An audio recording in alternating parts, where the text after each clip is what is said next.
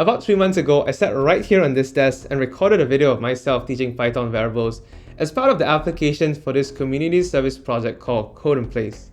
Fast forward to the present day, I'm sitting here recalling all of the great moments that I've experienced throughout the past 2 months. For me, Code in Place has brought the joy of social interaction back into my life. It has also risen to the top of the list when it comes to my most memorable moments in recent history. This video is a story of how I found meaning and purpose during a time like this when the world is still recovering from a global pandemic and the everyday news is seemingly filled with negative things from all across the world.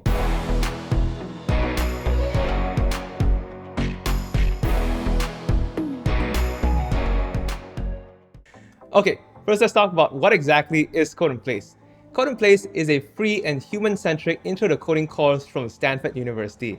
It was born out of this whole COVID-19 pandemic, and this year is the second year that they are offering people from all across the world the opportunity to experience parts of Stanford's CS 106A course, which the curriculum for Code in Place is built upon. The idea behind Code in Place is actually fairly simple. They pair volunteers like me that want to teach others how to code with a group of students from anywhere on earth that are eager to learn how to code. And over the course of 5 weeks, the students and section leaders will solve problem sets for a variety of concepts during the weekly 50-minute sections, and through the course forum, all the 13,000 students and 1,145 section leaders can interact and support one another. As you can imagine, managing such a large number of people in this course is a logistical nightmare. The supporting staff that runs Code in Place, just like us as section leaders, are also volunteering their time and expertise for this program. They support the program from various angles, such as providing resources for a section leader like me to succeed in conducting my weekly sections, creating assignments that are accessible to all, building all the infrastructure needed for our weekly sections, and many more. These are just some of the things that I just happen to know about, but I believe that behind the scenes they are doing even more than what I just stated here. I truly appreciate the time and effort they are putting on top of their day job to help everyone gain a new skill in a time like this. You know, when I first found out that I got accepted as a section leader to Code in Place, I thought teaching my weekly sections was going to be a piece of cake. In the past, I have taught introductory coding courses, and the concepts that I was going to teach for Code in Place was something that I was fairly familiar with. With that in mind, I went into my first section thinking that I've got this. I created some beautiful looking slides, brushed up on my Python syntax, and thought of various scenario questions that my students might ask me. But when it came time for me to hold my actual session, it felt so anticlimactic because only 6 students showed up in my section when I was expecting 12, and more than half of them didn't have their video or audio turned on and communicated to the class via the chat box. The scenario question that I thought some of the students would ask me about when I was talking through a certain concepts was never asked. In fact, there wasn't much in terms of verbal feedback from the students beyond the icebreaker activity that we did at the start of the section. So I wasn't sure if I was conveying the concepts to the students in a manner where they completely understand, or were they clueless about what I was talking through and they were just shy to ask me any questions. I ended a session saying to myself, okay, I was totally not expecting it to turn out like that. All the teaching experience that I have had in the past was all in front of students and never through a video conferencing software like in this scenario. Even with the training that Code in Place provided us as section leaders, they taught us with the intention that students would have their microphones and webcams turned on. We never discussed a scenario in which students were exclusively communicating to the class through the chat box. With my first session out of the way, I went back to the drawing board to strategize for my next section in the following week. I needed to figure out how to gauge my students' interest or understanding, because the last thing I want to do is to alienate them by talking through a concept in a way that confuses them. Over at the teaching forum, there were threads where some section leaders shared their experiences, and I found out that I wasn't the only one struggling to teach my first section. Other section leaders were also struggling in some way or form. By the following week, the issue seemed to go away by itself because only 4 students attended my section and all of them had their microphones turned on, and they were more responsive to the concepts and code that I was discussing with them in that week. However, I quickly ran into another hiccup in which I was struggling to provide a clear answer to some of the questions that my students had. The code explanations that I thought was the bare minimum wasn't actually the bare minimum to them. That prompted me to rethink the way I phrased my responses because I realized that I have had this unconscious assumption that coding specific keywords such as int, string, and float are widely understood by everyone. After all, I have been coding for close to a decade now, and it never occurred to me to question the meaning of some of these terms because I've gotten so used to them already. This became sort of an aha moment for me because this struggle to provide a clear explanation feels exactly the same as when I'm trying to convey a technical concept or idea to my project manager or even to my clients, where I sometimes struggle to talk about a feature that I'm developing without relating it to some technical term that may sound foreign to them. With that in mind, for the remaining 3 sections that I had, I spent a good amount of time coming up with real-world and relatable examples to the coding concepts that I was going to discuss with my students in the section. I also set out a challenge to myself to ensure that when I had my 5th and final section, I would have at least 1 student attending. One thing that I didn't mention earlier is that for students in particular, Code in Place is purely for the joy of learning. They aren't assigned any grade, nor are they given a certificate upon completing the course. That meant that they could very well choose not to attend the weekly sections if they found them to be boring or not useful. So it became a goal of mine to share my own enthusiasm for coding in the hopes that my students will grow to enjoy coding and all the nuances that come along with it. The remaining sessions feature the same 3 students, and my 5th and final section was the one I liked the most. Thankfully, my regular students stuck with me to the very end. I was really happy, and that final section was sort of an emotional goodbye for me. We had a great time learning together, and I was surprised to find out that my students, just like me, enjoyed eating pizzas with pineapple on them. That was really cool to find out.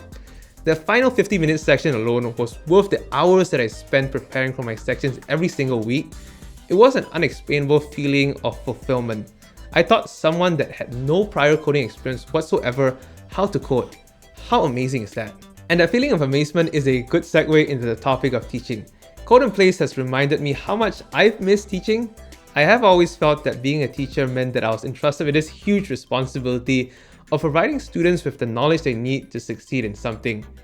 And being able to successfully guide someone to not only understand a piece of knowledge from a conceptual point of view, but also how that knowledge can be applied to their day-to-day life feels incredibly fulfilling, especially with Code in Place. I remember during one of my sections, I was having this conversation with my students about what kind of superhero-style superpower they would like to have now that they have learned the basic coding concepts.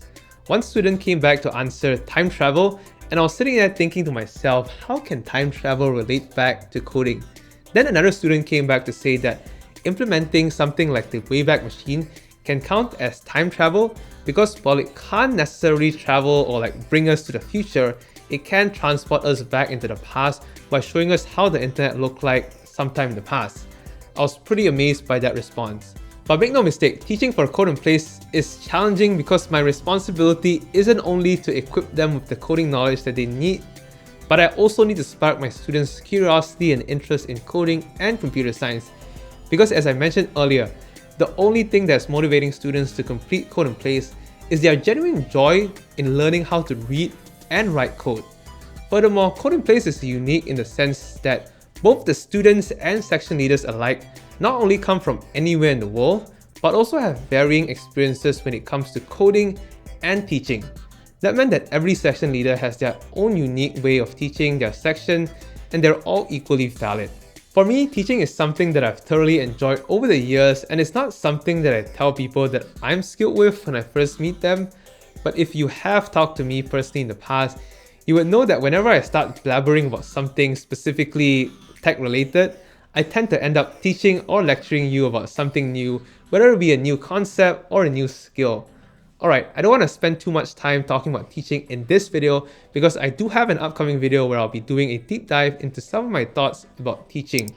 So get subscribed so you don't miss out on that video when it gets released. You know, I can't stop thinking about this one statement that another section leader said that goes something like this.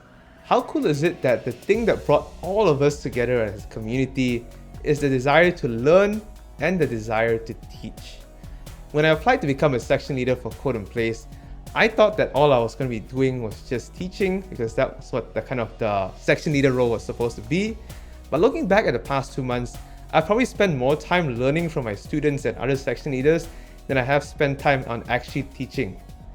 I think my biggest takeaway from Code in Place is the people that I met and interacted with for the past 2 months. Whether it be the students in my sections, or the section leaders in the teaching forum, or even some of the staff members. I found that everyone had a unique story to tell, and I'm constantly fascinated by everything that I'm hearing. All of these interactions have really brought back that sociable side of me, which I haven't really shown much in the past year due to this pandemic. The online community that Code in Place has created is truly amazing.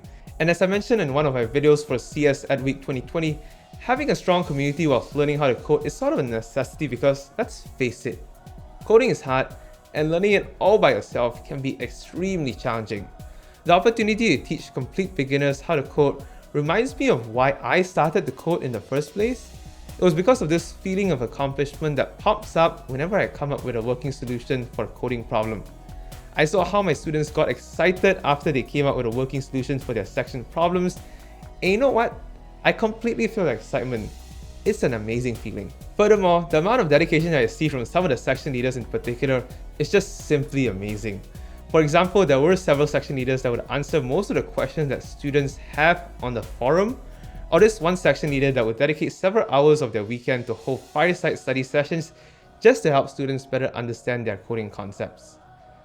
I really applaud their dedication, and I see it as an inspiration for me to participate in more community service projects like this and also just give back to the community.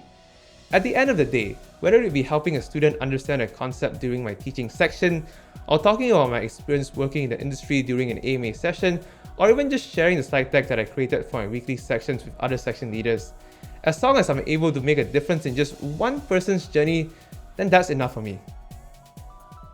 Joining Code in Place feels like one of those things that I didn't necessarily know what I was getting myself into, but I sure am glad that I did it. I signed up for Code in Place because honestly I had nothing better to do, and never did I imagine that I would receive back so much from a group of complete strangers that I met online. I do hope that sometime in the near future I'll be able to meet up face to face with some of the amazing folks that I interacted with throughout Code in Place. If the team over at Stanford does decide to host Code in Place again next year, I'll definitely be one of the first to sign up for it. I'll leave a set of links right below that like button for you to learn more about Code in Place in detail, as well as some of the resources that I use while teaching my weekly 15-minute sections. That is all that I wanted to share with you today. If you want to see more computer science-y videos from me, check out my CS Ed Week 2020 playlist right here, where I shared some of my thoughts about my journey in coding. Thanks for watching, and I hope to see you very soon in the next video.